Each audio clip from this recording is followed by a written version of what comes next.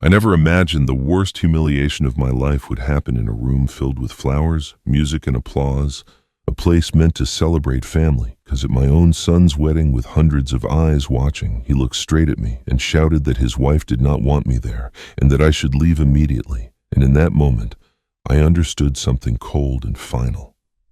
I was no longer a father to them. I was an obstacle. So I walked out without raising my voice, without arguing, without begging, and I let them believe they had won. But silence can be far more dangerous than anger. Because the next morning when my phone rang and my son's voice calmly demanded my property papers as if nothing had happened, I realized the wedding was never the end of the story. It was the beginning of their plan. A plan built on greed, entitlement, and the belief that I was weak, disposable, and easily controlled. What they did not know was that every insult, every humiliation, every smile they shared behind my back had already pushed me past the point of forgiveness. This is not just a story about betrayal.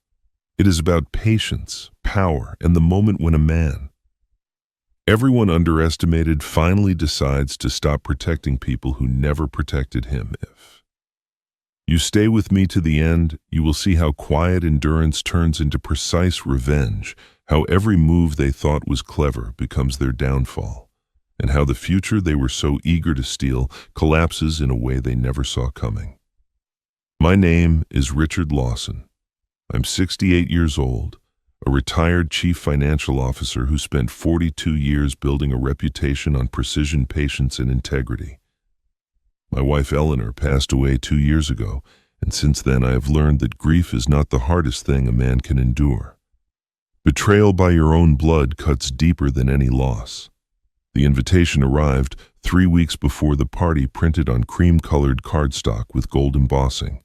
Ethan and Vanessa's 20th wedding anniversary celebration. I remember holding it in my hands, feeling something close to hope for the first time in months. 20 years of marriage was worth celebrating, and despite the growing distance between my son and me, I believed this might be an opportunity to rebuild what had quietly crumbled since Eleanor's death. I dressed carefully that evening, choosing the navy suit Eleanor had always said made me look distinguished. I even stopped to buy flowers for Vanessa, white roses wrapped in silver paper, because that is what a father-in-law does when he wants to show respect. I arrived at their home precisely at 7, as the invitation requested, and for a moment, standing on their manicured lawn surrounded by elegant guests, I allowed myself to believe I was still part of this family. That illusion lasted approximately 4 minutes. The young woman at the entrance checked her list twice before finding my name. She seemed confused, then led me through the crowded garden past the main tables, where Ethan's business partners and Vanessa's social circle were seated. We walked past the bar, past the string quartet, past every seat that mattered until we reached a small table near the kitchen entrance. The chairs were mismatched. The tablecloth had a stain. From where I sat, I could barely see the main stage where Ethan and Vanessa would later give their speeches.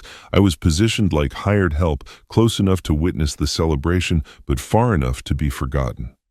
I told myself it was an oversight, a seating chart mistake. These things happen at large parties.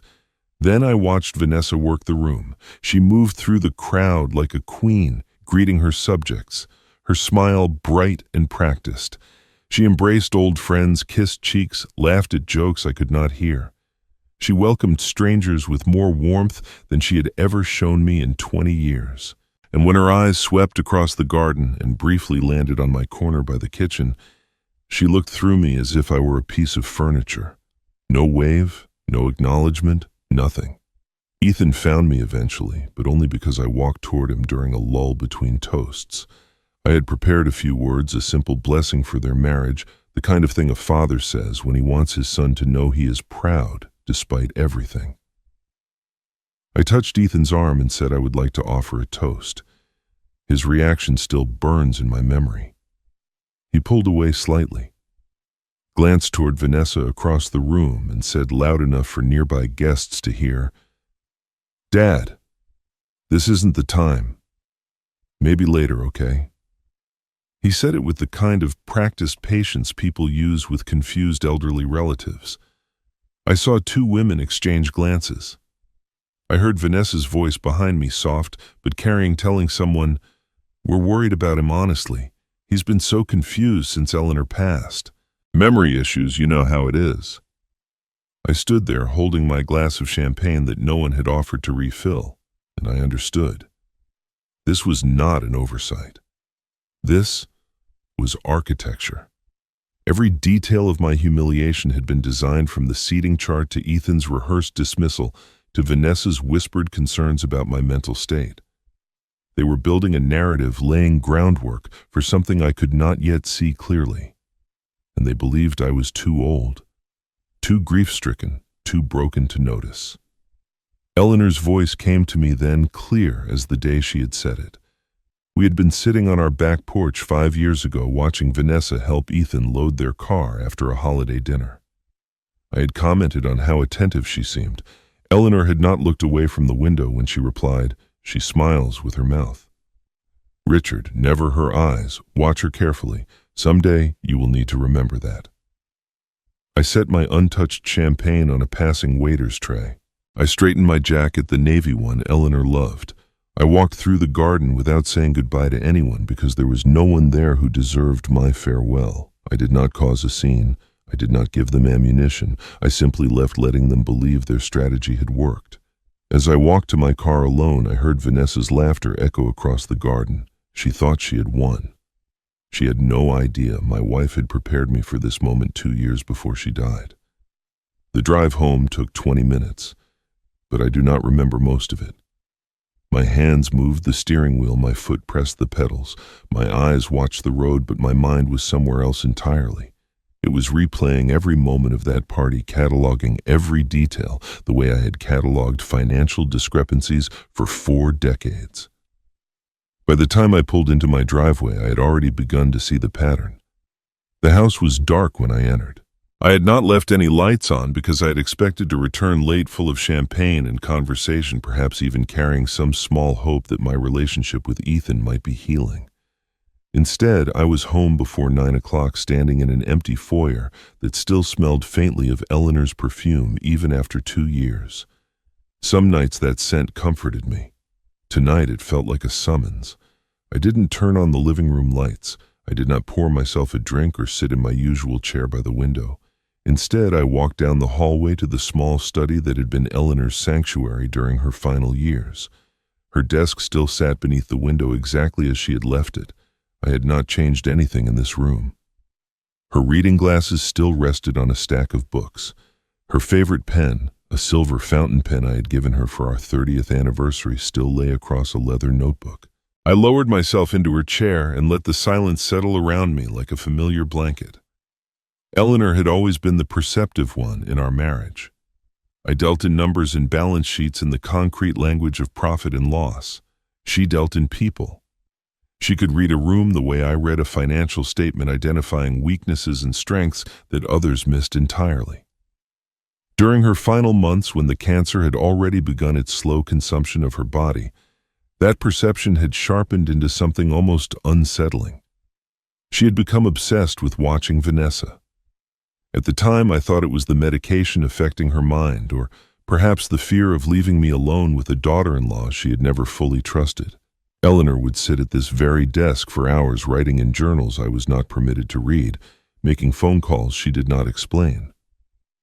When I asked what she was doing, she would smile that mysterious smile of hers and say only, "Preparing." I never pressed further. I wish now that I had. One conversation from those final weeks returned to me with sudden clarity.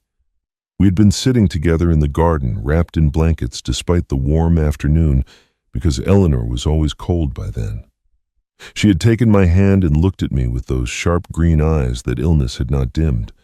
"When the time comes," she said, "you'll know what to do. Everything you need is where it's always been." I had assumed she was talking about the will, the insurance policies, the practical matters of death. Now, sitting at her desk in the darkness, I wondered if she had meant something else entirely. The phone rang at 9:30. I recognized Vanessa's number on the screen and felt a cold clarity settle over me. This call was not concern. This was reconnaissance. She wanted to assess the damage to confirm that her carefully orchestrated humiliation had achieved its intended effect. For a moment I considered not answering. Then I realized that silence would only make her suspicious. Vanessa expected a broken old man. I would give her exactly what she expected. I answered on the fourth ring, letting my voice carry a slight tremor. "Hello." "Richard, it's Vanessa." Her tone was warm, solicitous, absolutely false. "I just wanted to check on you. You left the party so early and Ethan and I were worried. Are you feeling all right?" I paused longer than necessary before responding, as if gathering my thoughts was difficult. "I'm fine, Vanessa, just tired. These big events take a lot out of me these days." "Of course they do." I could hear the satisfaction beneath her sympathy. "You know, Richard, we really should talk about getting you some help around the house. Someone to check in on you, make sure you're eating properly, handling your affairs. It's what Eleanor would have wanted." "Maybe you're right," I said, letting my voice fade slightly. "I've been so confused lately. The party was lovely, though. Thank you for inviting me." The conversation lasted another few minutes, but the substance was over. Vanessa had heard what she needed to hear, an old man declining, disoriented, grateful for whatever scraps of attention his family chose to throw him. When we hung up, I knew she would immediately call Ethan with her report. "The old man is breaking down. We can move forward with the plan." I set the phone on Eleanor's desk and allowed myself a small, cold smile. For 42 years, I had served as chief financial officer for one of the largest manufacturing firms in the Midwest.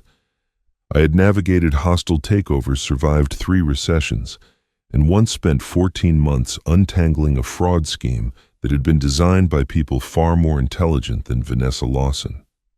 My reputation had been built on 2 qualities that most people mistook for weakness: patience and silence.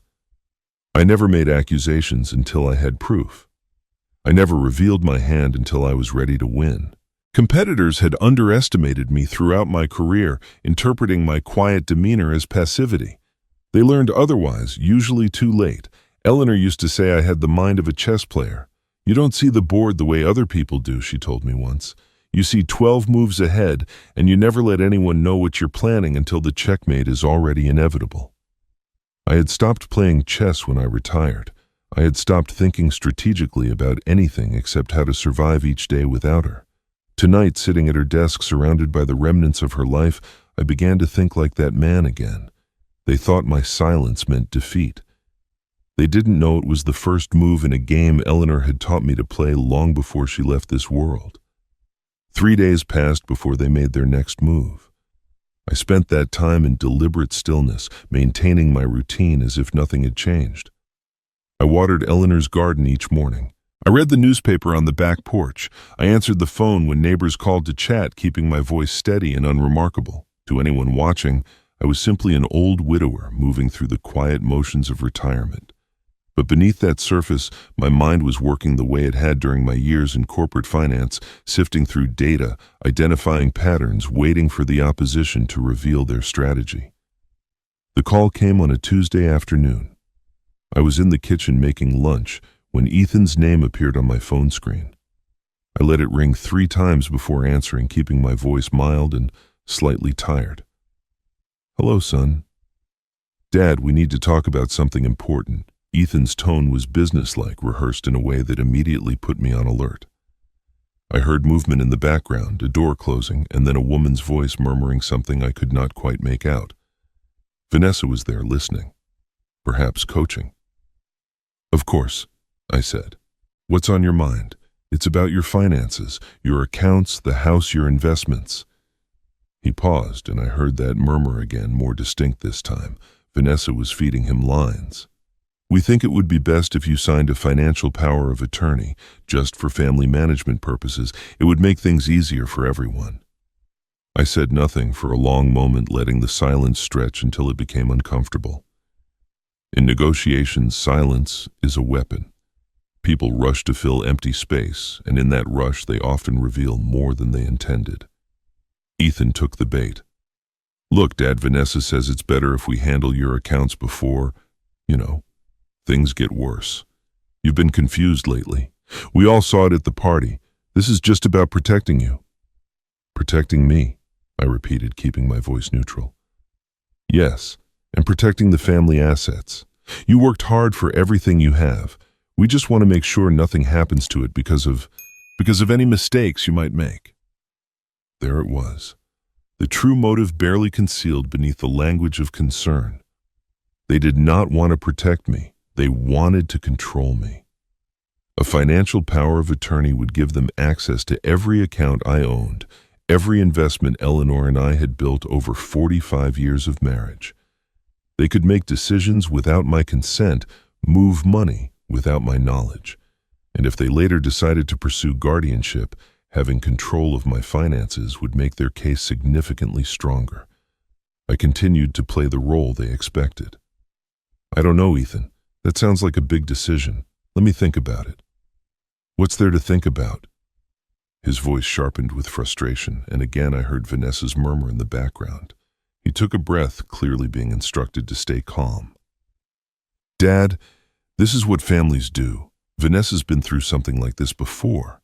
Her first marriage was a mistake she doesn't like to talk about, but she learned a lot about protecting family interests. She knows what she's doing." I nearly missed it. The words slipped out so casually, buried in the flow of his argument, that a less attentive listener might have let them pass without notice. But I had spent 4 decades listening for exactly these kinds of slips. The small revelations that change everything. Her first marriage. In 20 years, Vanessa had never once mentioned being married before Ethan. Not at holiday dinners, not in casual conversation, not even when Eleanor had directly asked about her past. She had always presented herself as a woman whose life began when she met my son. Now, in his eagerness to pressure me, Ethan had revealed a secret his wife had kept hidden for 2 decades. I filed the information away without comment. "I'll think about it," I said again. "These things shouldn't be rushed." Ethan tried to push further, but I remained vague and non-committal until he finally gave up. When the call ended, I sat at the kitchen table for a long time, turning this new piece of information over in my mind. What else had Vanessa hidden? What had happened in that first marriage that she worked so hard to keep buried? That night, I returned to Eleanor's study. I had been spending more time there since the party, finding comfort in the space where she had spent her final months. But tonight, I was not seeking comfort. I was searching. Eleanor had said everything I needed was where it had always been. I had assumed she meant the obvious things, the documents any spouse would leave behind. But Eleanor was never obvious. She thought in layers, in contingencies, in moves planned years in advance. I opened the bottom drawer of her desk, the one she had always kept locked. The key had been in her jewelry box, and I had never thought to use it until now. Inside, beneath old letters and photographs from our early years together, I found a sealed envelope. The handwriting on the front was Eleanor's, elegant and precise, despite the tremor that illness had brought to her hands in those final months. The words stopped my breath. "Open when you're ready to fight back." My hands trembled as I broke the seal. Inside were 3 items. The first was a letter several pages long, written in Eleanor's careful script. The second was a business card for someone named Margaret Hill, attorney at law, with a handwritten note on the back: "My oldest friend. Trust her completely." The third item made me sit down heavily in Eleanor's chair. It was a photograph. Vanessa, clearly recognizable despite the image being several years old, sitting at a cafe table across from a man I had never seen. They were leaning toward each other with the intimacy of people sharing secrets. On the back, Eleanor had written a date and a single sentence: "She meets him every month. Find out who he is." My wife had been dead for 2 years, but somehow she had known exactly what would happen, and she had left me a weapon I did not know existed. I sat at Eleanor's desk for nearly an hour before I found the courage to read her letter. The photograph lay face down beside me, that image of Vanessa with the unknown man too disturbing to look at twice. The business card for Margaret Hill rested beneath my fingertips, a lifeline I was not yet ready to grasp. But the letter demanded attention. Eleanor had written it, knowing I would one day need its contents, and I owed her the respect of reading every word. "My darling Richard," the letter began, and even after 2 years seeing her handwriting made my chest ache with longing. If you're reading this, Vanessa has made her move. I saw it coming years before I got sick, perhaps even before you and I fully understood what kind of woman our son had married. I watched her isolate Ethan from his friends, from his colleagues, from us. I watched her study our finances with a focus that had nothing to do with household budgeting. I watched her test your boundaries, probe your weaknesses, and calculate your value. She is not what she appears to be, Richard. She never was. I wanted to tell you everything while I still could, but I knew you would confront her directly, and direct confrontation is exactly what she would expect.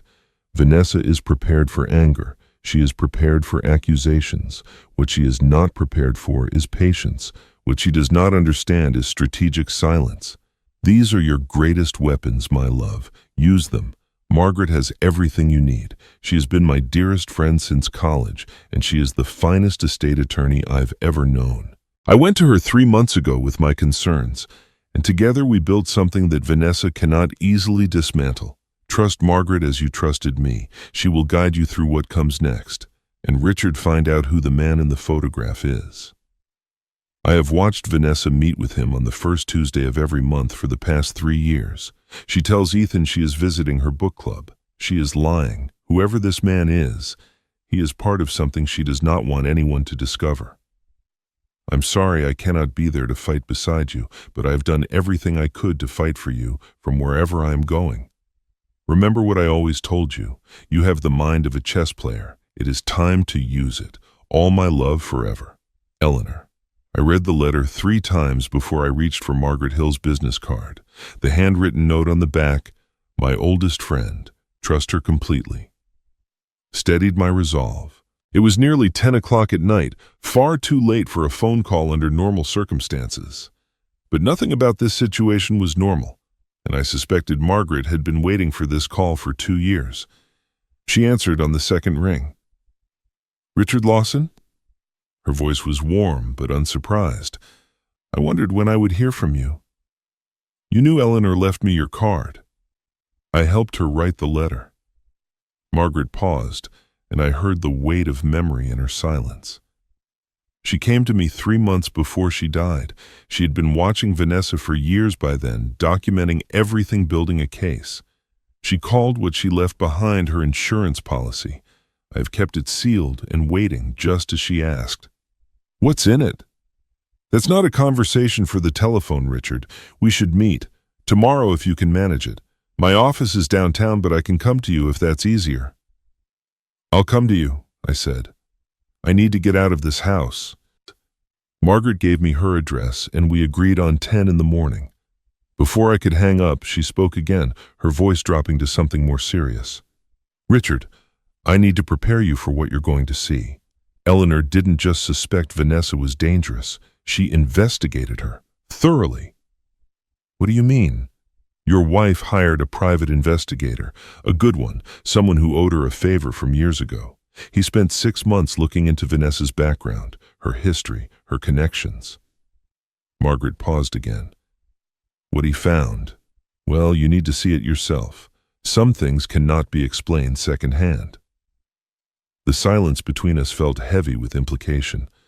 I thought of the photograph of Vanessa leaning toward that unknown man with such familiar intimacy. I thought of Ethan's slip about her first marriage, a marriage she had hidden for 20 years. I thought of all the small moments over 2 decades that had seemed insignificant at the time, but now arranged themselves into a pattern I could not yet fully see. Margaret, I said quietly, what am I walking into? Her response came slowly, each word chosen with care. Richard, your wife didn't just love you. She built you a fortress from beyond the grave. But what's inside that fortress might change everything you thought you knew about your family. Margaret Hill's office occupied the 3rd floor of a brick building downtown, the kind of modest professional space that suggested competence over flash. I arrived 15 minutes early and found her already waiting in the lobby, a silver-haired woman with sharp eyes and the confident posture of someone who had spent decades navigating courtrooms. She embraced me briefly, and in that gesture I felt echoes of Eleanor, of friendships that had spanned half a century. She talked about you constantly in those final months, Margaret said as she led me to her private office.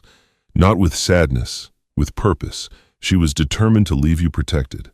The file waited on her desk, thick and organized with the precision I recognized as Eleanor's handiwork. Margaret poured us both coffee and then sat across from me as I began to read. What I found inside made the coffee grow cold in my cup. Eleanor's private investigator had been thorough beyond anything I could have imagined. He had documented Vanessa's movements, her meetings, her communications where possible. But the most damning evidence came from something far more mundane. Her internet search history obtained through methods I chose not to question. Page after page of screenshots showed Vanessa's research over the past 3 years. How to declare an elderly parent mentally incompetent. Controlling a spouse's estate through guardianship. Power of attorney versus conservatorship, which is stronger. Signs of dementia that courts accept as evidence. How long does the guardianship process take? She had been planning this for years. Long before Eleanor died, long before the anniversary party. Vanessa had been methodically researching how to take legal control of my life, and she had done so with the patience of someone who understood that such schemes require careful groundwork. Margaret let me absorb the documents before she spoke. Richard, I need you to understand what she's attempting. This isn't just about money, though the money is certainly part of it. If Vanessa succeeds in having you declared mentally unfit, she and Ethan would become your legal guardians. They would control your bank accounts, your investments, your property. But it goes far beyond finances. She leaned forward, her expression grave. Guardianship means they decide where you live. They decide what medical treatment you receive. They can move you into a facility against your will. They can sell your home without your consent. They can cut you off from anyone they choose. Her voice softened. You would be alive, Richard, but you would be voiceless.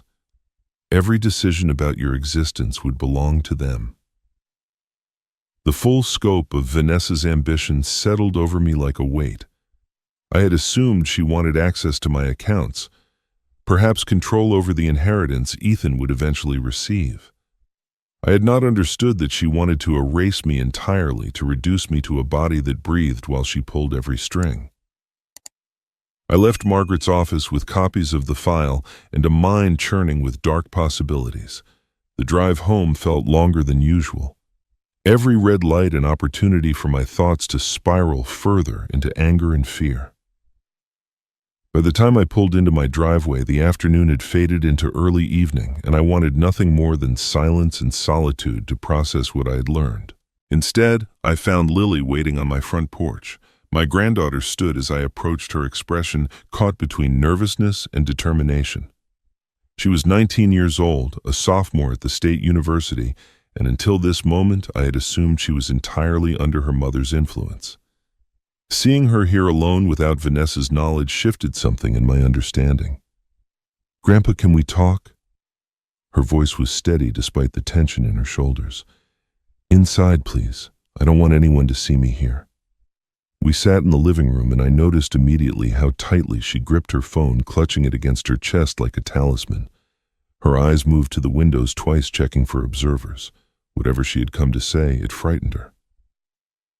I know Mom isn't who she pretends to be, Lily said finally. I've known for a long time. I've been paying attention since Grandma died, watching how she treats you, listening to what she says when she thinks no one important can hear. She paused, swallowing hard. Grandma Eleanor talked to me before she passed. She told me to watch carefully. She said someday you would need someone on the inside. I stared at my granddaughter, seeing for the first time the resemblance that went beyond physical features. She had Eleanor's eyes, that sharp and knowing gaze that cut through pretense to find the truth beneath. What have you seen, Lily? She lifted her phone slightly, that device she had been clutching so desperately since she arrived. I've been collecting evidence, she whispered, for 2 years, since the day of Grandma's funeral. Lily's revelation changed everything. We talked for 2 hours that evening, her voice dropping to a whisper whenever she shared details about her mother's behavior. She had witnessed conversations I never heard, observed manipulations I never saw, and recorded moments that Vanessa believed were private. But Lily was not ready to share those recordings yet. She needed to know I had protection, first legal armor that would shield us both when the truth finally emerged. I promised to call her after I met with Margaret again.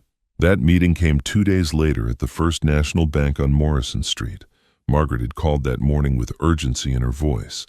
"Eleanor left something else," she said. "A safe deposit box in both your names. She paid the rental 20 years in advance and left instructions that I should bring you there when the time was right." She paused. "Richard, I think the time is right." The bank's vault was cold and quiet, a place designed for secrets.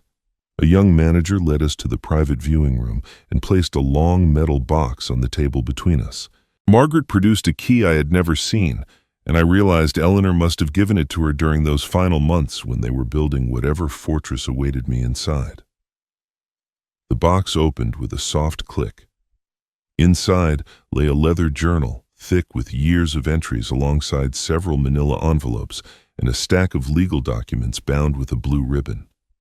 Margaret gestured for me to begin with the journal, and I lifted it with hands that already trembled with anticipation. Eleanor had dated the first entry 5 years before her death. I recognized the period immediately. It was shortly after Ethan and Vanessa's 15th wedding anniversary, an event I remembered primarily because Vanessa had insisted on an extravagant party that had cost more than my son could reasonably afford. Eleanor had smiled through that celebration, but apparently she had been watching with far sharper eyes than I realized. The journal documented everything. Every manipulation, every lie, every calculated move Vanessa had made to isolate Ethan from his family and friends. Eleanor had recorded dates and quotes with the precision of a prosecutor building a case. She noted how Vanessa systematically criticized Ethan's childhood friends until he stopped seeing them. She documented the subtle ways Vanessa undermined our relationship with our son, always with plausible deniability, always with an innocent explanation ready. She tracked financial irregularities, social manipulations, and a pattern of control that spanned years. Page after page revealed a woman I thought I knew, transformed into a stranger. Eleanor had seen the truth long before any of us, and she had documented it with meticulous care while pretending everything was normal. Margaret touched my arm gently. "There's more. The legal documents." I set the journal aside and reached for the bound stack of papers. What I found there made the journal pale in comparison. 6 months before her death, while she was already weakened by chemotherapy, Eleanor had secretly restructured our entire estate. Working with Margaret, she had created a living trust with a level of sophistication I had never anticipated. "She was brilliant," Margaret said quietly. "She understood exactly what Vanessa would try, and she built walls that cannot be easily breached." The trust document named me as sole trustee of all our assets. The house, the investments, the savings accounts, everything Eleanor and I had built together over 45 years was now protected within a legal structure that Vanessa could not touch. Ethan remained a beneficiary, but he could only inherit under 2 conditions: if I voluntarily transferred assets to him or after my natural death. There was no mechanism for him or anyone else to force a transfer. No guardianship claim could circumvent the trust's protections. But the most powerful provision was the no contest clause. Margaret explained it carefully. If anyone challenges your mental competency in an attempt to gain control of the trust and that challenge fails, they automatically forfeit all inheritance rights, permanently. No appeals, no second chances. She met my eyes. "Vanessa cannot file for guardianship without risking everything Ethan stands to inherit. Your wife created a trap that punishes exactly the kind of attack Vanessa has been planning." I returned to the journal, overwhelmed by the scope of Eleanor's foresight. Near the end, I found the final entry written in handwriting that had grown shaky with illness. The date was 1 week before she died. "I tried to warn Ethan," she had written. I sat him down and told him everything I suspected about Vanessa. I showed him some of what I had documented. He accused me of being paranoid. He said I was jealous of his happiness, that I had never accepted his wife. He chose her over truth, over his own mother's dying words. So I am choosing to protect Richard instead. I cannot save my son from his own blindness, but I can save my husband from its consequences. Some lessons can only be learned the hard way. I pray Ethan learns his before it destroys him completely. My hands trembled as I closed the journal. The magnitude of what Eleanor had done pressed against my chest like a physical weight. She had spent her final months while cancer consumed her body, waging a silent war to protect me. She had anticipated attacks I never saw coming and built defenses I never knew existed. She had loved me not just with words and presence, but with strategy and sacrifice. Margaret reached across the table and pointed to a page I had not yet examined, marked with a small red tab. There's more, Richard. The investigators report, the one Eleanor commissioned. He found something about Vanessa's past. Her voice dropped. Something she's been hiding for 15 years. Margaret would not show me the investigators' full report that day. She insisted I needed time to process what I had already learned, and perhaps she was right. The revelations about Eleanor's preparations, about the trust and its protections, about the journal documenting years of manipulation, had left me exhausted in ways that sleep could not remedy. But more than that, I found myself thinking about Ethan, about the son I had raised, the boy who had once looked at me with uncomplicated adoration, and the man he had become under Vanessa's influence. Eleanor's final journal entry haunted me. She had tried to warn him. She had shown him evidence, and he had chosen his wife over his dying mother's words. I needed to see for myself whether anything remained of the son I remembered. I called Ethan the following Monday and invited him to lunch. Just the two of us, I said, father and son. He hesitated long enough that I knew he was checking with Vanessa, but eventually he agreed. We arranged to meet at a quiet restaurant near his office, a place we had visited together years ago when our relationship still resembled something healthy. He was already seated when I arrived, and I noticed immediately that he had brought a folder. The sight of it confirmed what I had suspected. This would not be a reconciliation lunch. This would be another attempt to pressure me into signing away my autonomy. Ethan stood to greet me with a handshake rather than an embrace, and even that small detail spoke volumes about the distance between us. We ordered food neither of us would finish and made small talk about weather and sports until the server retreated. Then Ethan opened his folder and began to speak in a tone I recognized from every corporate presentation I had ever endured. Dad, I've been thinking a lot about family responsibility lately, about what it means to take care of the people we love, especially as they get older. He glanced at his notes, and I saw bullet points written in handwriting that was not his own. Vanessa had prepared this speech for him, probably rehearsed it with him the night before. Your health has been a concern for all of us. The confusion at the party, the forgetfulness, the way you've been isolating yourself since Mom died, these are signs that we can't ignore. I said nothing.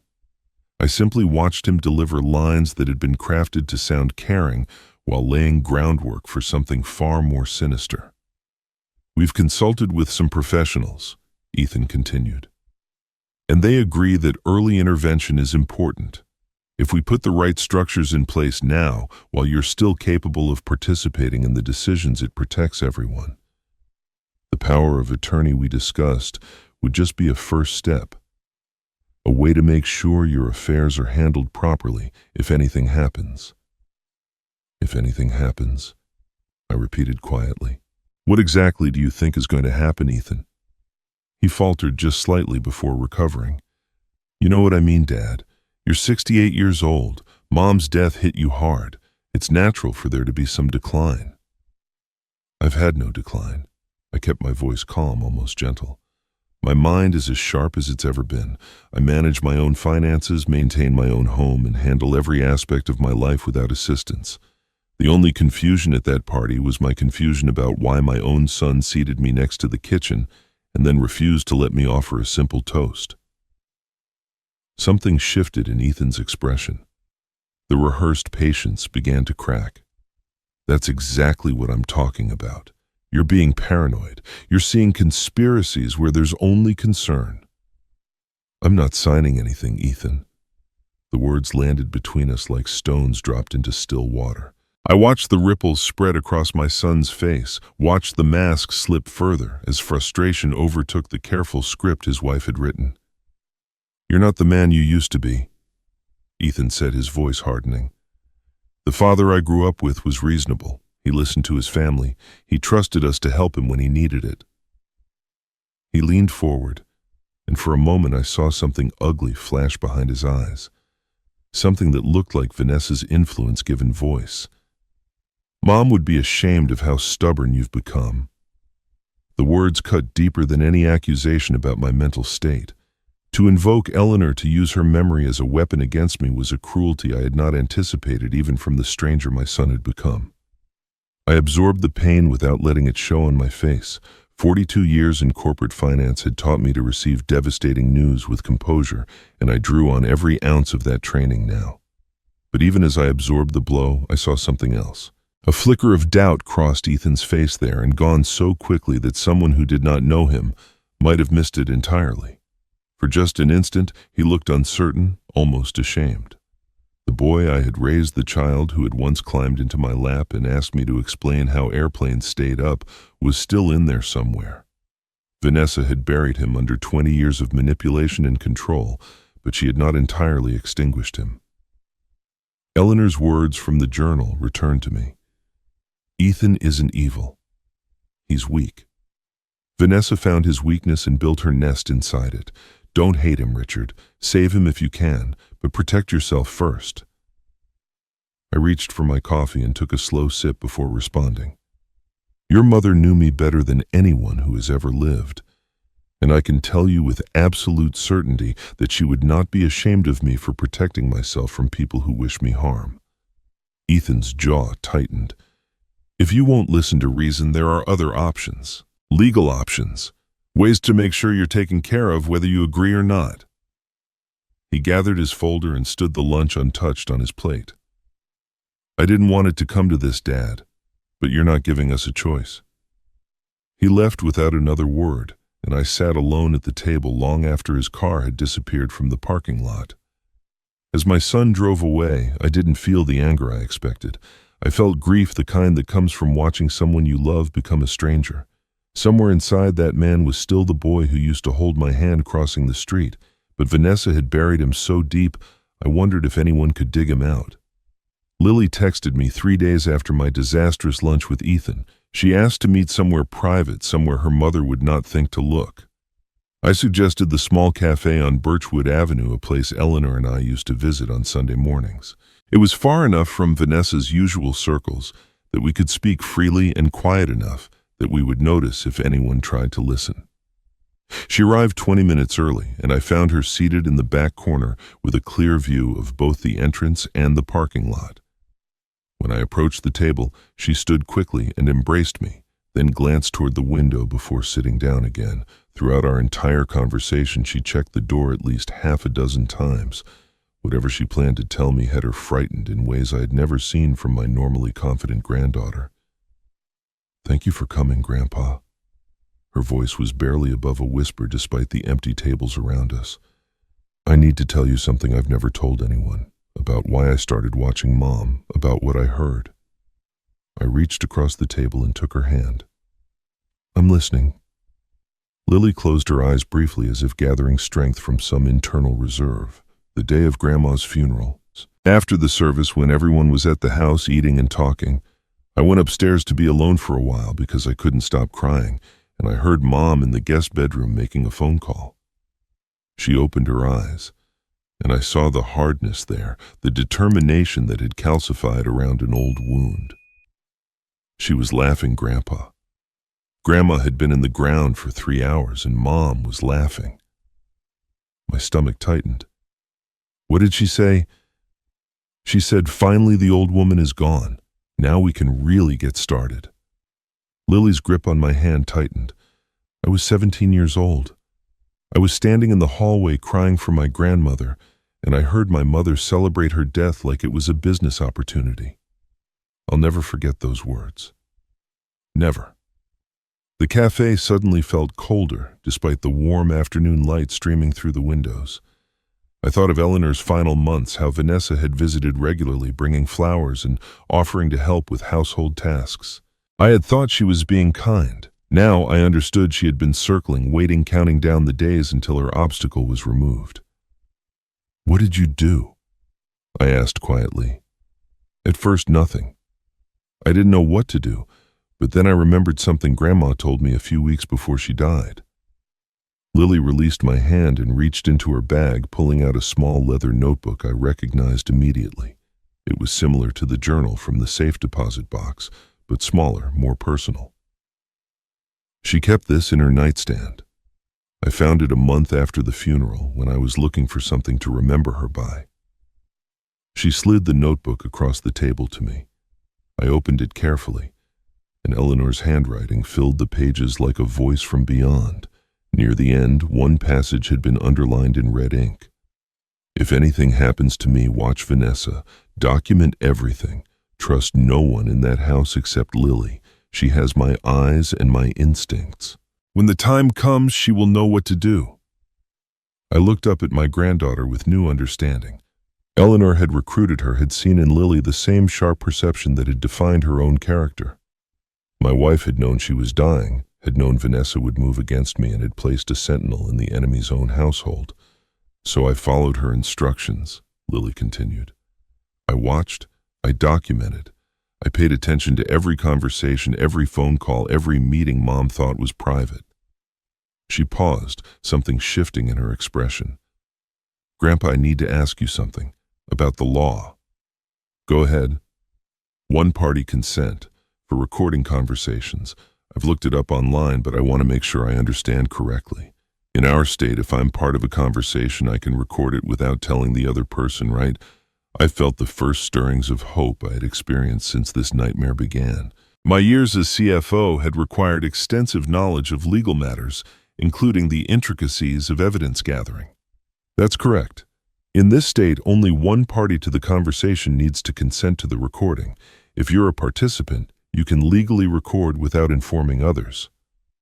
Lily smiled, and in that smile I saw Eleanor's quiet triumph when a plan came together. That's what I thought. "Why do you ask?" Instead of answering directly, she mentioned something that seemed unrelated. "Do you remember Grace Bennett? The older woman who lives 3 houses down from you. She came to Grandma's funeral, stayed for a while at the reception." "I remember her." "Why?" "She said something strange to me once about a year ago. We were chatting on your front lawn and Mom drove by without stopping. Grace watched the car and said, 'That woman looks exactly like someone I saw on the news years ago. Something about a family in Ohio. Does it?'" She couldn't remember the details, but it stuck with me. Ohio. The word connected to something Margaret had mentioned, something from the investigator's report she had not yet shown me. I filed the detail away, adding it to the growing pattern. Lily pulled out her phone and navigated to a folder labeled Insurance. She turned the screen toward me, and I saw a list of audio files with dates spanning 2 years. "Grandpa," she said quietly, "I have 47 recordings, every conversation where Mom talked about her plans, every lie she told Dad about you, every time she discussed what to do about the old man." She paused, scrolling to a specific file near the bottom of the list. "And there's one recording where she talks about what happened to her first husband's father. He lost everything. No one believed him until it was too late." The name Grace Bennett stayed with me long after Lily and I parted ways at the cafe. She had mentioned it almost in passing, a detail embedded among far more explosive revelations. But something about the connection nagged at me through the night and into the following morning.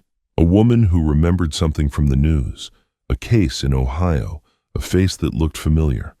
I decided to pay Grace a visit.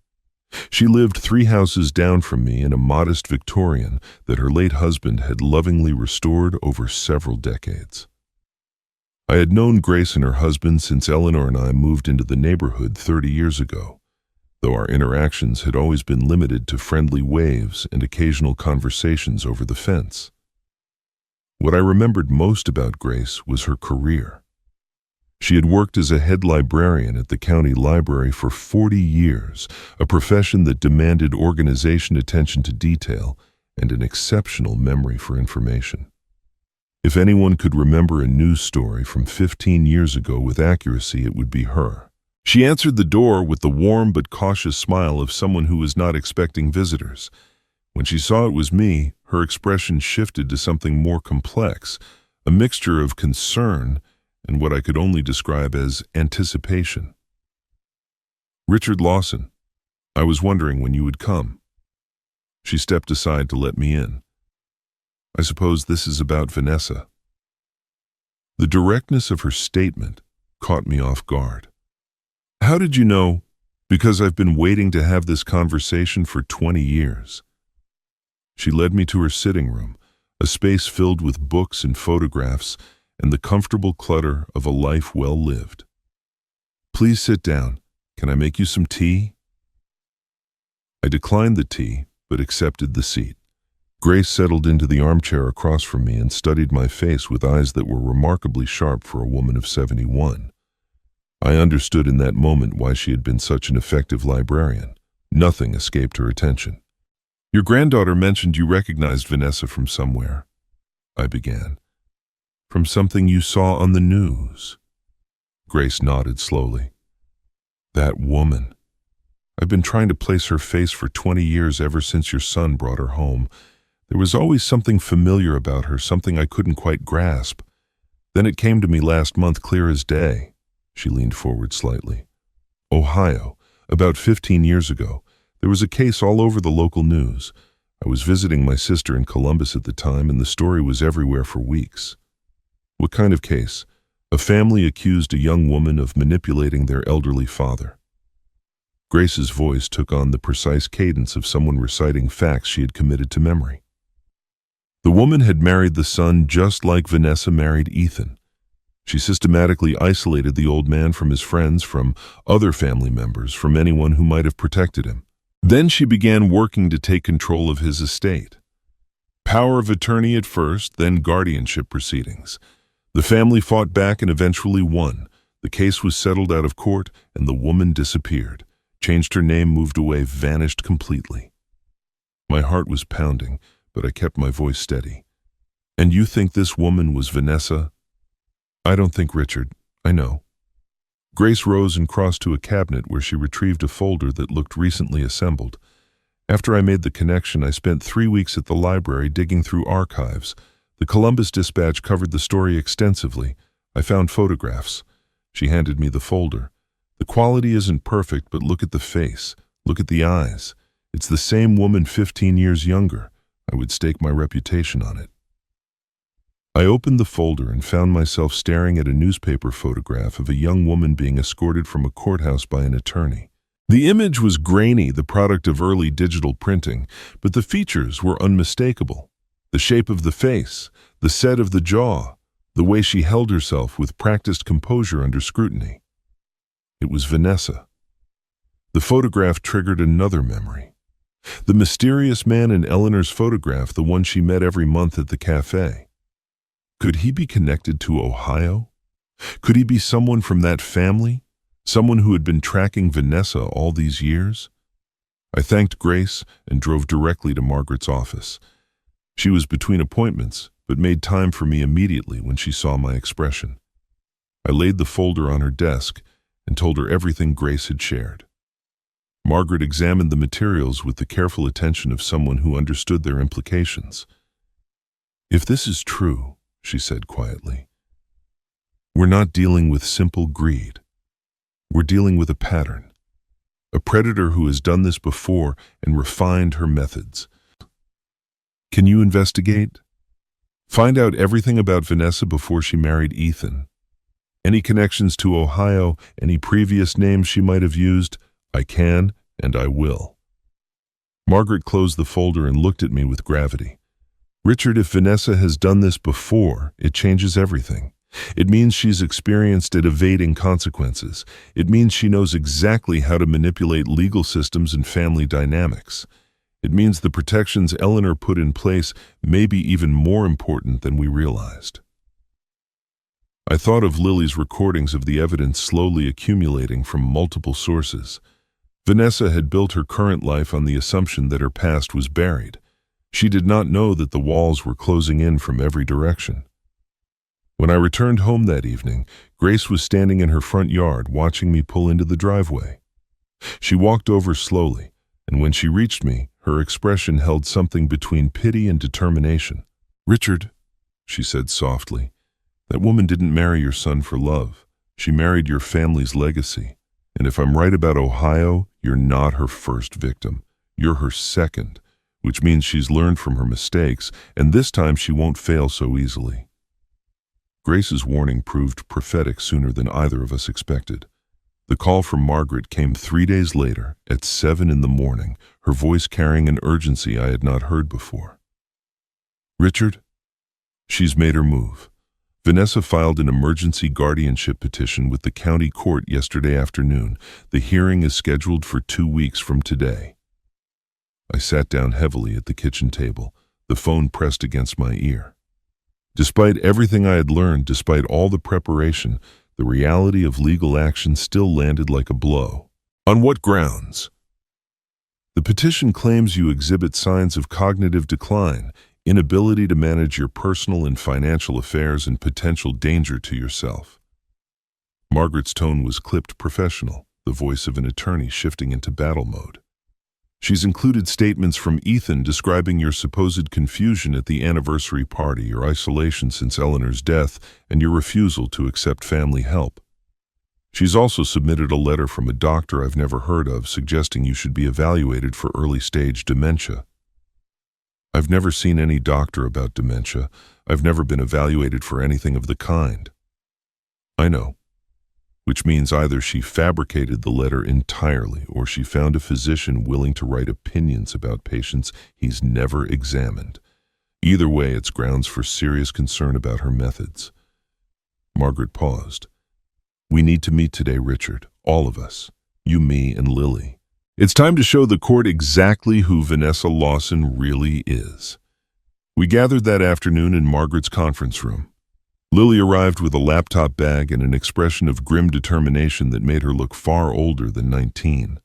She had dressed conservatively as if already preparing for a courtroom appearance, and when she opened her laptop on the table between us, her hands were steady despite the gravity of the moment. 47 recordings, she said, navigating to a folder filled with audio files. Every conversation I captured over the past 2 years where Mom discussed her plans for Grandpa, her manipulation of Dad, or her intentions regarding the family finances. I've organized them chronologically and created a summary document identifying the most significant admissions in each one. Margaret accepted the summary and began reviewing it with the focused attention of someone who had spent decades preparing legal strategies. I watched her expression shift as she read, her eyebrows rising at certain passages, her jaw tightening at others. "Play number 12, she said. Lily clicked the file and Vanessa's voice filled the room. She was speaking to someone, a friend, perhaps her tone casual and confident. "The old man won't last long. Once we get guardianship, we control everything. His accounts, his house, his medical decisions. Ethan doesn't have the spine to question me. He'll sign whatever I put in front of him, and Richard will spend his final years in whatever facility I choose." The recording ended. Margaret made a note and pointed to another entry on the summary. Number 23. This recording captured Vanessa on the phone with Ethan, her voice shifting to the soft, manipulative tone I had heard her use countless times without recognizing it for what it was. "Your father has never appreciated you, sweetheart. He always favored his work over his family. Remember how he missed your baseball games? Remember how he criticized your business plans? I just tell him you never felt loved enough, and it works every time. He's so guilty about the past that he can't see the present clearly." I listened to my daughter-in-law poison my son's memories, rewriting our shared history into a narrative of neglect and failure.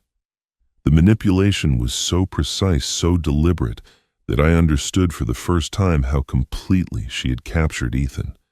She had not just isolated him from me. She had convinced him that isolation was justified, even necessary. Margaret pointed to one more entry. Number 43. Lily flagged this as significant, but I don't think she understood just how significant until now. The recording was different from the others. Vanessa's voice was lower, more guarded, as if she suspected someone might be listening. She was on the phone with someone whose voice I could not identify, speaking in the clipped sentences of someone discussing confidential matters. "I've done this before, you know. My first husband's father thought he was smart too, thought he could protect his assets with trusts and lawyers and family loyalty. By the time I was done, he couldn't even buy groceries without my permission. The son believed every word I told him, just like Ethan does now. It's almost too easy once you understand how guilt works." The recording continued for another minute, but I had stopped processing the words. Vanessa had confessed. She had admitted in her own voice to a pattern of predatory behavior spanning at least 2 families and 15 years. Lily had captured a confession without realizing its full significance, a piece of evidence that connected everything Grace had told me, everything the Ohio News Archives had documented, everything Eleanor had suspected. I stared at my granddaughter, this 19-year-old girl who had spent 2 years building a case that professional investigators could not match. She had followed her grandmother's instructions with a dedication that bordered on reverence, watching and documenting and waiting for the moment when the truth would matter. Eleanor had seen something in Lily that I had overlooked, a sharpness and determination that matched her own. "Lily," I said slowly, "you didn't just save me. You might have caught a serial predator." Margaret was already reaching for her phone, her expression a mixture of professional excitement and moral outrage. "I need to call my contact at the Ohio State Bar. If there's a pattern here, Vanessa isn't just facing a failed guardianship claim. She's facing criminal exposure." The 2 weeks before the hearing passed in a blur of preparation. Margaret arranged for an independent psychiatric evaluation with Dr. Samuel Reeves, a respected neuropsychologist who had testified in dozens of competency cases and whose reputation for thoroughness made him virtually unimpeachable. If anyone attempted to challenge his findings, they would be questioning one of the most credentialed experts in the state.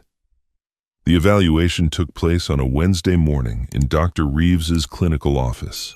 For 3 hours, I submitted to every test he could devise, memory assessments that required me to recall lists of words, sequences of numbers, and details from stories read aloud, reasoning exercises that demanded I identify patterns, solve problems, and explain my thought processes, financial comprehension tests where I analyzed mock investment portfolios and identified errors in accounting statements, daily living assessments that examined my ability to manage medications appointments, household tasks, and personal care. I approached each test with the same focus I had brought to my career. 42 years as a chief financial officer had trained my mind for exactly this kind of rigorous analysis, and I felt the rust of retirement falling away as I worked through problem after problem. By the end of the 3 hours, I was tired but confident. Dr. Reeves removed his glasses and looked at me with something approaching admiration. "Mr. Lawson, I've administered this battery of tests to hundreds of patients over my career. Your results place you in the top percentile for cognitive function among adults your age. Your memory is excellent, your reasoning is sharp, and your financial comprehension exceeds what I typically see from practicing professionals." He shook his head slowly. "There is absolutely no evidence of impairment. Whoever filed this guardianship petition was either badly misinformed about your condition or deliberately lying to the court." The hearing arrived on a cold Tuesday morning. I dressed in my best suit, the charcoal one Eleanor had helped me choose for important meetings, and met Margaret at the courthouse 30 minutes early. She carried a briefcase filled with evidence we had assembled over the past weeks. The psychiatric evaluation, my personal financial records, tax returns. I'd prepared myself without any professional assistance and documentation of my daily activities that demonstrated complete independence. Vanessa and Ethan were already seated at the petitioner's table when we entered the courtroom. Vanessa wore an expression of confident concern, the mask of a devoted daughter-in-law worried about her aging father-in-law's welfare. Ethan sat beside her looking uncomfortable, his eyes avoiding mine as I took my place at the respondents' table. I wondered if some part of him recognized the wrongness of what they were attempting, or if Vanessa had so thoroughly captured his mind that doubt no longer had room to grow. The judge, a stern woman in her 60s named Patricia Holloway, reviewed the petitions and responses with the efficiency of someone who had presided over countless such hearings. She allowed Vanessa's attorney to present their case first. He spoke of my alleged confusion at the anniversary party, my supposed isolation, and erratic behavior, the letter from a doctor recommending evaluation. He painted a picture of a declining old man, too proud to accept the help he desperately needed. Then Margaret rose to respond. She began with Dr. Reeves's evaluation, reading key passages aloud and submitting the complete report as evidence. She presented my financial records showing years of meticulous management without a single error or oversight. She submitted copies of the tax returns I had prepared personally, complex documents that required the kind of cognitive function incompatible with the decline Vanessa had alleged. She provided statements from neighbors, from my accountant, from my primary care physician, all attesting to my sharp mind and complete independence. The contrast between the two presentations was devastating. Vanessa's attorney had offered vague allegations and a suspicious medical letter. Margaret had provided concrete, documented, expert-verified proof that those allegations were false. Judge Holloway reviewed the evidence for several minutes in silence. When she looked up, her expression had hardened into something close to contempt. "I'm dismissing this petition," she announced. "The petitioners have provided a troubling lack of evidence to support their claims, while the respondent has demonstrated beyond any reasonable doubt that he is mentally competent and fully capable of managing his own affairs." She turned her gaze directly toward Vanessa. "I will note for the record that filing frivolous guardianship petitions constitutes a serious abuse of court resources. I strongly advise the petitioners to reconsider any future actions of this nature." The gavel fell. The hearing had lasted less than 15 minutes. I watched Vanessa's confident mask crack for the first time in 20 years. Her attorney whispered something urgent, but she was not listening. Her eyes were fixed on Margaret, who had risen and was approaching the petitioner's table with a document in hand. "Mrs. Lawson," Margaret said formally, "I am required to notify you that by filing this competency challenge against Richard Lawson, you have triggered the no contest clause contained in the Eleanor Lawson Family Trust."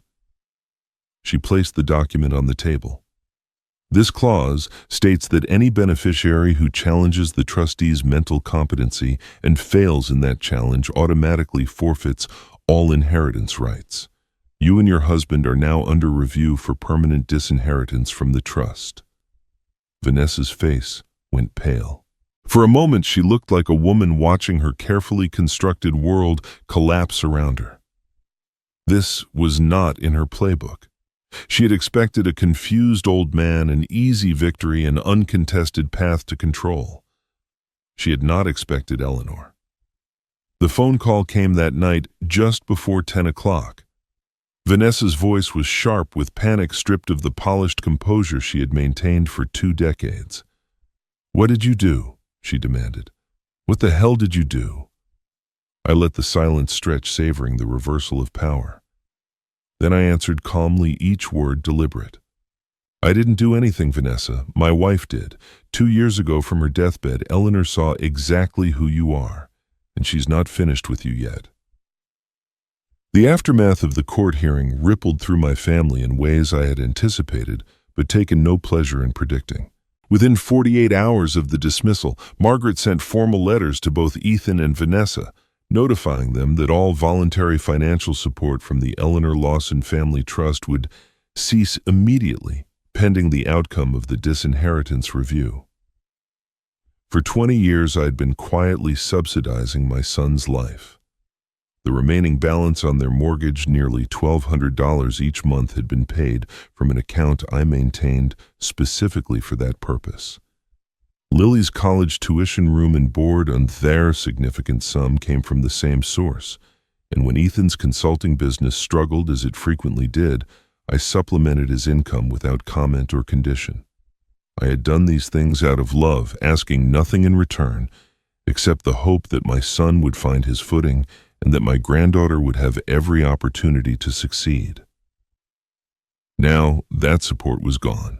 I did not know the details of the financial crisis that followed, but I could imagine it clearly enough. Vanessa had built their lifestyle on the assumption that my money would always flow. Without it, the careful facade of prosperity she had constructed would begin to crumble. Bills would go unpaid, credit would tighten, the comfortable existence she had orchestrated would reveal itself as the illusion it had always been. Ethan appeared at my door 5 days after the hearing alone for the first time in months. Vanessa was nowhere in sight, and the absence of her influence was visible in every aspect of his demeanor.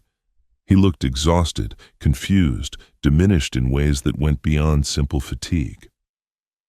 The confident man who had threatened me with legal options over lunch had been replaced by someone I almost recognized. Someone who resembled the uncertain boy I had raised before Vanessa had reshaped him. "Can I come in?" His voice was hoarse, stripped of its usual careful modulation. I stepped aside without speaking and led him to the living room where Eleanor's photograph still held pride of place above the fireplace. Ethan stood before it for a long moment staring at his mother's face before turning to me with questions written across his features. "Dad, did Mom really change everything? The trust, the will, all of it?" He spread his hands in a gesture of helpless confusion. "Vanessa says there must be some mistake, that Mom wouldn't have done something so extreme without telling us. But Margaret's letters are very specific, and the judge, the way she dismissed our petition, like we were lying about everything." I settled into my chair and considered my son carefully. He was 45 years old, a grown man who had made choices for 2 decades that had led him to this moment. Part of me wanted to comfort him, to smooth over the pain he was obviously experiencing. But Eleanor's voice echoed in my memory, reminding me that some lessons could only be learned the hard way. "Your mother loved you, Ethan, more than you will ever know, but she loved truth more." I let the words settle between us before continuing. "She gave you 20 years to see what Vanessa really is. She dropped hints. She asked questions. She tried to warn you directly at the end when she was dying and had nothing left to lose. You chose not to look. You called her paranoid, jealous, confused by medication. You chose your wife over your mother's dying words." Ethan flinched as if I had struck him. "That's not fair. I didn't know. How could I have known?" "You could have listened. You could have asked questions instead of dismissing them. You could have trusted the woman who had never lied to you in 45 years over the woman you had known for 20. I shook my head slowly. "But that's not what you did. And now you're standing in my living room asking me to explain why your mother protected me from the people who were trying to take everything I have." He had no answer.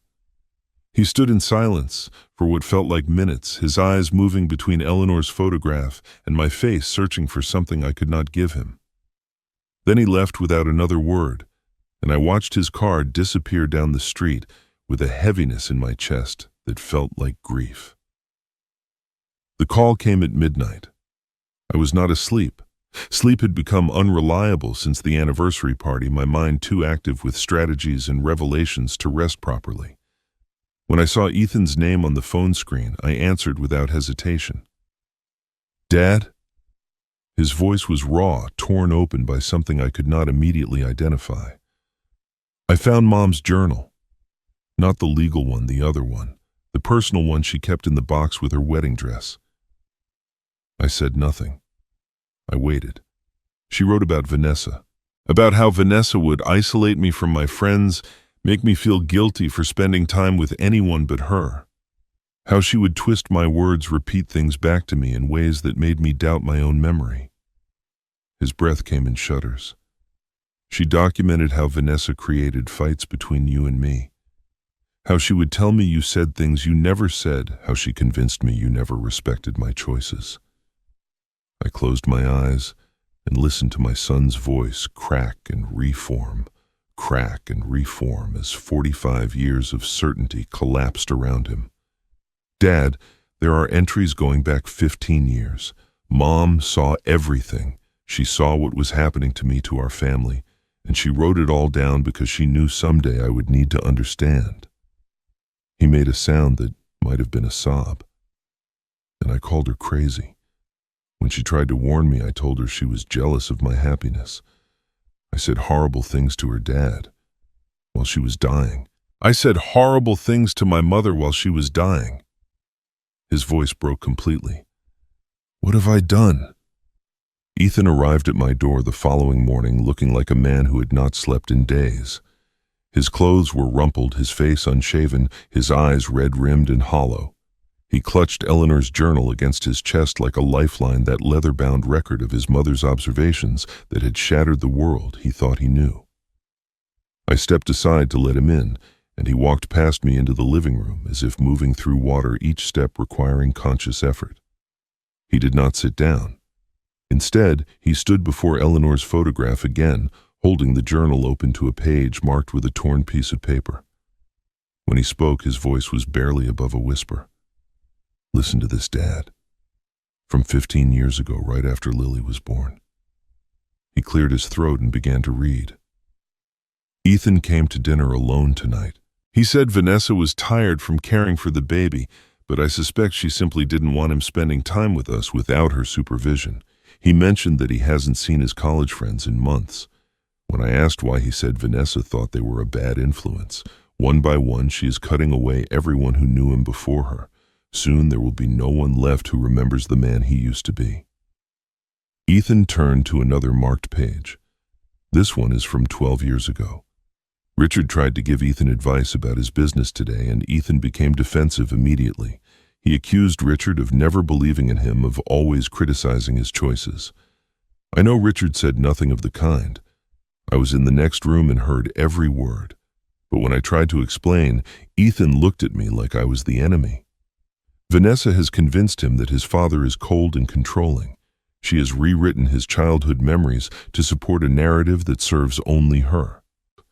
He read passage after passage, each one documenting another thread of the web Vanessa had woven around him. Eleanor had watched her son disappear into his wife's control with the anguish of someone witnessing a slow drowning. She had noted how Vanessa created emergencies whenever Ethan planned to visit his parents, how she manufactured conflicts that required his immediate attention, how she slowly convinced him that his own family could not be trusted. When Ethan finally closed the journal, his hands were trembling. I thought I was lucky, he whispered, to have someone who cared about me so much, who wanted to be with me all the time, who was so invested in every aspect of my life. He looked at me with devastation written across his features. I didn't see the cage, Dad. I thought the bars were protection. I remained silent, letting him continue at his own pace. There was more he needed to say, more confessions that had been building behind the dam of his denial for 20 years. She made me promise never to tell anyone about her first marriage, Ethan said. Right after we got engaged, she sat me down and told me about this man she had married when she was young. She said he was abusive, that he had controlled every aspect of her life that she had, to change her name and move across the country to escape him. She made it sound so traumatic, and I felt honored that she trusted me with something so painful. He laughed bitterly. I protected her secret. For 20 years I protected her secret because I believed I was protecting her. He set the journal on the coffee table and sank into the chair across from me, his body folding in on itself like a man who had lost the will to remain upright. 3 weeks before Mom died, she asked to speak with me privately. She was so weak by then, could barely sit up in bed, but her mind was still sharp. His voice cracked. She begged me, Dad. She begged me to hire a private investigator to look into Vanessa's past. She said there was something wrong, something Vanessa was hiding, something that could hurt all of us. He covered his face with his hands. I refused. I told her she was being paranoid. I accused her of never accepting my marriage, of being jealous that another woman had my loyalty. Those were almost the last words I ever said to my mother. I dismissed her dying warning as the ravings of a jealous old woman. The silence that followed was heavy with 20 years of regret. I watched my son struggle with the weight of his choices, and I felt the familiar tension between wanting to comfort him and knowing that comfort without truth would only perpetuate the patterns that had brought us here. "Ethan," I said quietly, "a father's love doesn't come with conditions. It never did.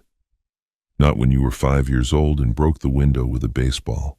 Not when you were 25 and chose to marry a woman your mother and I had reservations about. Not now." He looked up, tears streaming down his face, desperate for absolution. "I forgive you," I continued, "but forgiveness doesn't mean pretending nothing happened. It means choosing to move forward anyway with open eyes and honest hearts.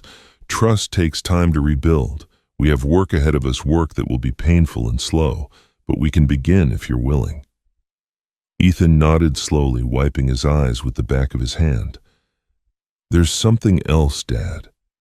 Something I should have told you 20 years ago." He pulled out his phone and navigated to his messages, then turned the screen toward me. It was a text from Vanessa sent just yesterday, the words sharp with implied threat. "Remember what happened to my ex-father-in-law? Don't get any ideas about talking to your father." Ethan looked at me with fear in his eyes, the kind of fear that comes from realizing you have been living alongside a stranger. "Dad, what did she do to that man?" Margaret called the following afternoon with news that demanded an immediate meeting.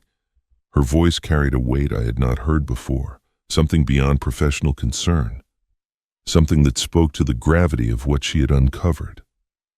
She asked me to bring Ethan.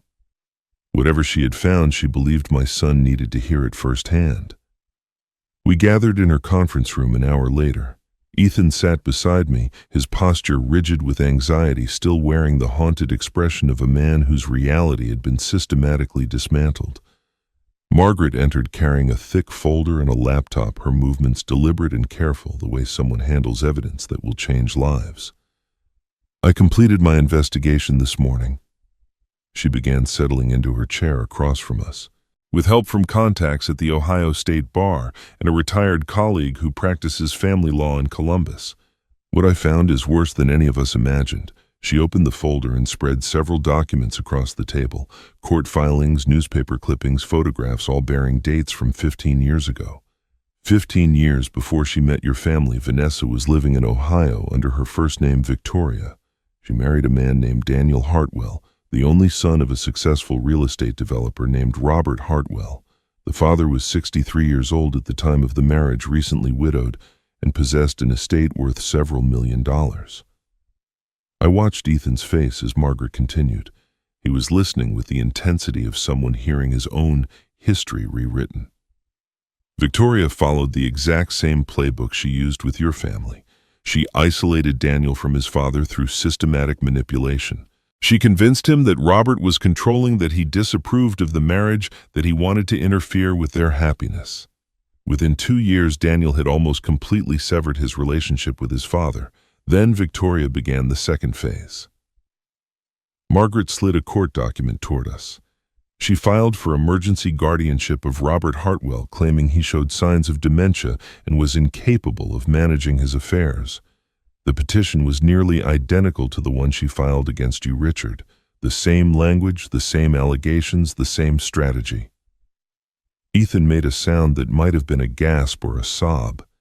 He was seeing the pattern now, seeing how thoroughly he had been deceived. "The Hartwell family fought back," Margaret continued. "Robert's brother was an attorney, and he recognized immediately what Victoria was attempting. They hired investigators, gathered evidence, and defeated the guardianship petition. But here's where it gets complicated. Rather than face criminal charges and public exposure, Victoria negotiated a settlement. She agreed to divorce Daniel, relinquish all claims to family assets, and leave Ohio permanently. In exchange, the court records were sealed and the family agreed not to pursue prosecution." She pulled out a photograph, the same image Eleanor had captured years ago of Vanessa meeting a man at a cafe. "This is William Crane. He was the lead attorney for the Hartwell family during the guardianship battle. I contacted him yesterday, and what he told me explains everything." Margaret pressed a button on her laptop and a video conference window opened. A man in his 60s appeared on the screen, silver-haired and sharp-eyed, with the bearing of someone who had spent decades in courtrooms. "Mr. Lawson," William Crane said, his voice carrying clearly through the speakers. "I've been tracking Victoria, or Vanessa as she now calls herself, for 15 years. After the settlement, she changed her name, moved to another state, and waited for the attention to fade. I knew she would strike again. Predators like her don't stop. They just learn from their mistakes and find new victims." He leaned forward slightly. "When she married your son, I tried to warn your family. I sent letters to your home address, called your office, even hired a local investigator to make contact. No one would listen. Your son believed his wife's story about an abusive ex-husband. Your wife was the only one who responded to my attempts." My breath caught. "Eleanor knew about you." "She contacted me 8 years ago after receiving one of my letters. We spoke several times. She was the one who arranged our meetings, always careful to keep Vanessa unaware. She wanted evidence, documentation, anything that would help her protect you when the time came." Crane's expression softened. "Your wife was remarkable, Mr. Lawson. She understood exactly what she was dealing with, and she spent years preparing for the battle she knew was coming. I'm only sorry she didn't live to see it won." The call ended and Margaret closed the laptop. With Lily's recordings, including Vanessa's admission about the Ohio scheme, combined with William Crane's testimony and the documented evidence of her current fraud attempt, we have enough for criminal charges: elder abuse, fraud, conspiracy to deprive you of civil rights. The district attorney's office has already expressed interest." She turned to Ethan, her voice gentler now. "You also have grounds for immediate divorce. Given the evidence of fraud and manipulation, any competent family court judge will grant dissolution with full custody of marital assets. Vanessa brought nothing into your marriage except lies.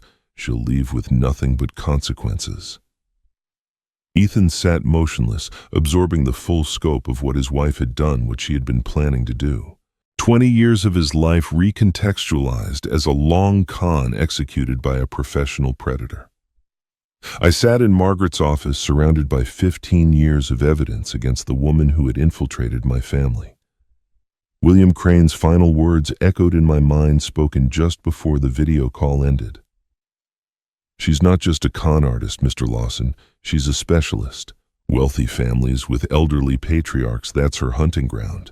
You and your wife are the first ones who ever built a trap strong enough to catch her." I looked at the folder in my hands, heavy with documentation of Vanessa's crimes. Tomorrow, I would offer her a choice, the same choice the Hartwell family had offered 15 years ago. Though this time, the terms would be different. But tonight, I had one more person to thank: the woman who had saved me from beyond the grave. I called Vanessa the following evening and invited her to my home to discuss terms. I kept my voice neutral, almost conciliatory, suggesting that perhaps we could find a way to resolve our differences without further legal proceedings. She agreed immediately, her tone carrying the confident edge of someone who believed she still held cards worth playing. I suspected she thought Ethan's loyalty remained intact, that she could leverage 20 years of manipulation into some form of compromise. She did not know that her husband had spent the previous night reading his mother's journal and weeping in my living room. She arrived precisely on time, dressed impeccably, her composure restored to the polished facade I had observed for 2 decades. I met her at the door and led her to Eleanor's study, where I had arranged the space with deliberate care. Eleanor's desk sat between us, its surface cleared except for a neat stack of folders. The leather chair where my wife had spent her final months planning this very moment waited behind the desk. I settled into it and gestured for Vanessa to take the seat across from me. She remained standing, her eyes sweeping the room with barely concealed disdain. "Richard, I'm glad you've come to your senses. This conflict has been painful for everyone, especially Ethan. He's caught in the middle, torn between his wife and his father." She arranged her features into an expression of wounded reasonableness. "What happened in court was a misunderstanding. We were only trying to help you. Surely we can find a way to move forward as a family." I let her continue. I had learned decades ago that people reveal themselves most clearly when they believe they are winning. Vanessa spoke for several minutes about family unity, about putting differences aside, about the importance of presenting a united front for Lily's sake. Her words were carefully chosen, each phrase designed to shift blame while appearing magnanimous. It was a masterful performance, the kind of speech that had probably worked countless times before. When she finally paused, I reached for the first folder on the desk and opened it.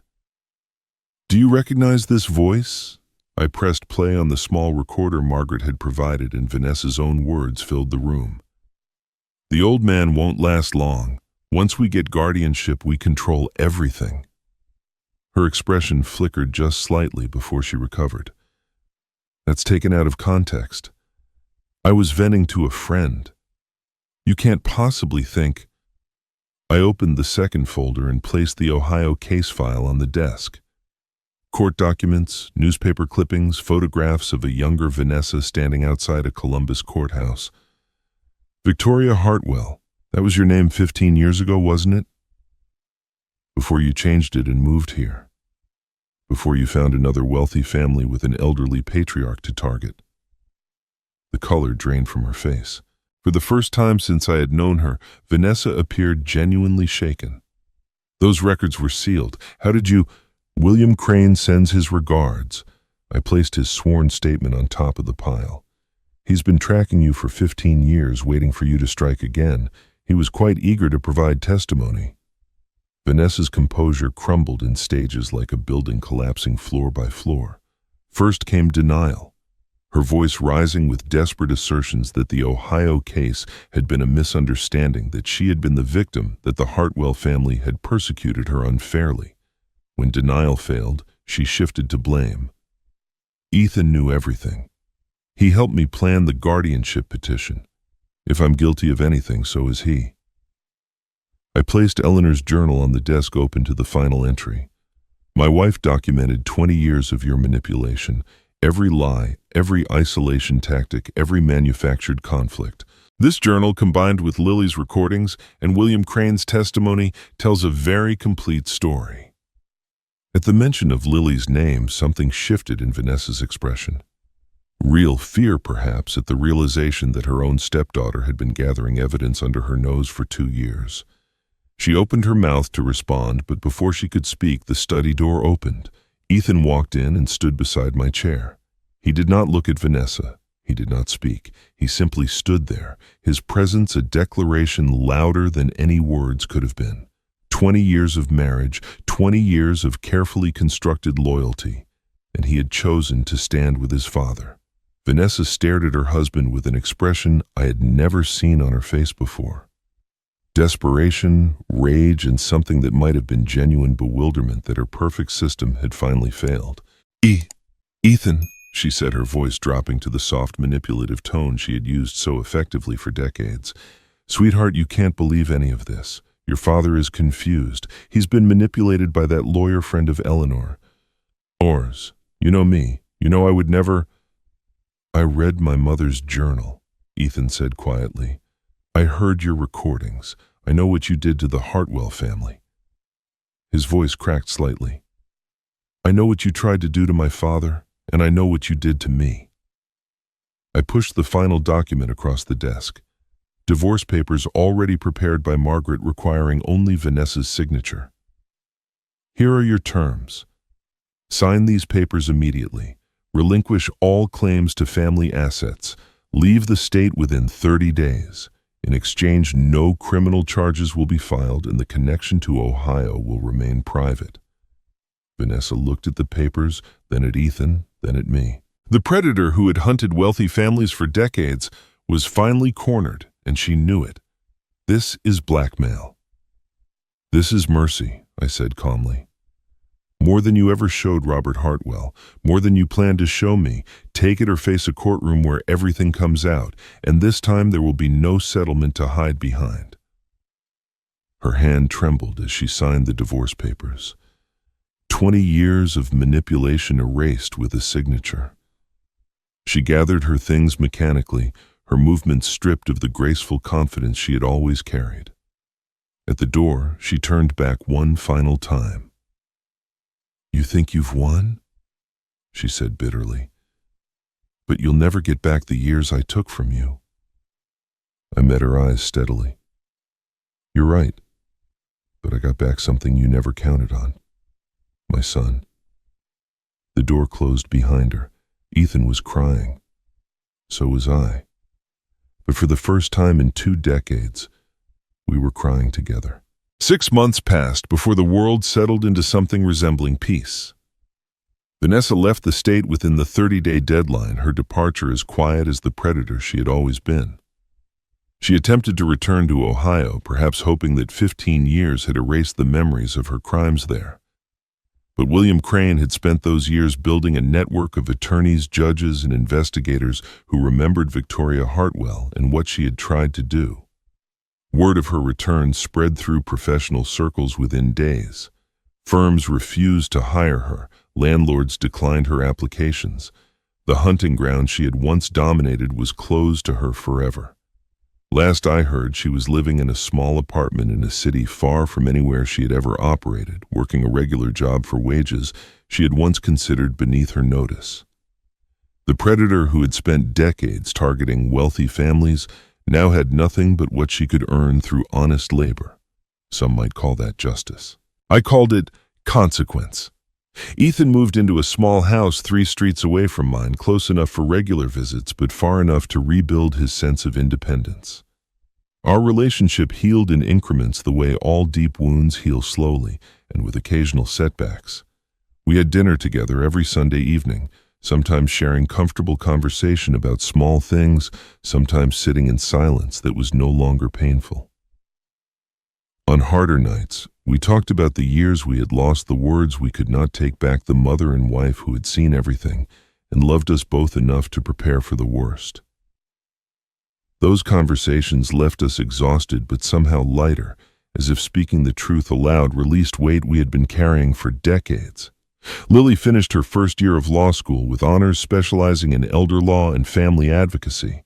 She had found her calling in the ashes of our family's crisis, transforming the skills she had developed as a secret documentarian into a career protecting others from predators like her mother. Eleanor's journal sat on her desk in her campus apartment, a reminder that protection sometimes requires patience, sometimes requires silence, and always requires the courage to act when the moment arrives. I visited her last month and found her preparing a presentation on financial exploitation warning signs. She had titled it, "What My Grandmother Taught Me." I established the Lawson Foundation for Elder Advocacy 6 weeks after Vanessa signed the divorce papers. Margaret helped with the legal structure, and William Crane contributed seed funding from a network of families who had been touched by similar predators. The foundation provides legal resources to seniors facing financial exploitation by family members, connecting them with attorneys, investigators, and support systems that can help them fight back before it is too late. I speak at community centers and senior organizations regularly, now sharing my story with names changed, helping others recognize the warning signs I had missed for 20 years. Every time someone approaches me afterward with tears in their eyes, saying they finally understand what has been happening in their own family, I feel Eleanor's presence beside me. Every morning, I still have coffee at Eleanor's desk. Sometimes I speak aloud to her photograph, telling her about my day, about Ethan's progress, about Lily's achievements. "We did it, my love," I told her this morning. "We protected what mattered." I stood at Eleanor's grave on the 2nd anniversary of the day everything changed. The autumn leaves swirled around my feet as I placed white lilies, her favorite, against the headstone. "They thought they could erase me," I said softly. "They forgot I had you watching over me." The wind rustled through the trees, and for a moment I swore I heard her voice. "You were always stronger than you knew, Richard. I just made sure you had the tools to prove it." I smiled, touched the cold stone one last time, and walked back toward the parking lot where Ethan and Lily were waiting.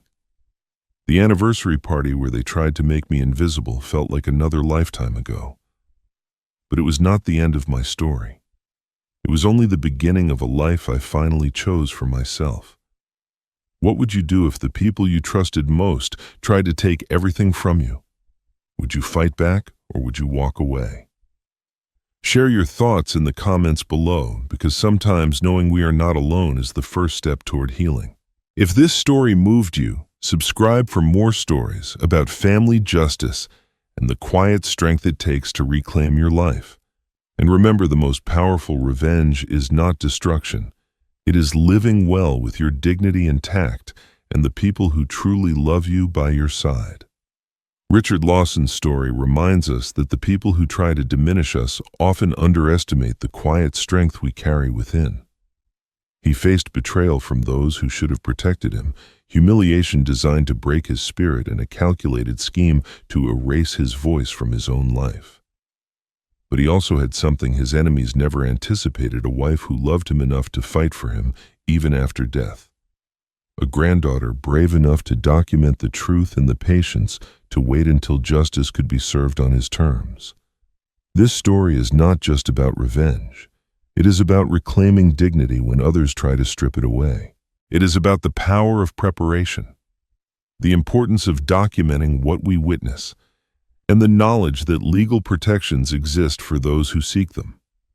Elder financial abuse affects millions of families every year, often perpetrated by the very people victims trust most. If Richard's journey resonates with you, perhaps it is time to have difficult conversations with loved ones, to understand what legal safeguards are available, and to pay attention when something feels wrong. We would love to hear from you. Have you ever faced a situation where family members tried to take advantage of your trust? How did you respond? What advice would you give to others who might be experiencing something similar? Share your thoughts and experiences in the comments below. Your story could be the one that helps someone else find the courage to fight back. If this story moved you, please subscribe to our channel for more powerful narratives about family justice and the resilience of the human spirit. Like this video, share it with someone who needs to hear it, and remember, you are never too old to stand up for yourself, and it is never too late to choose the life you deserve.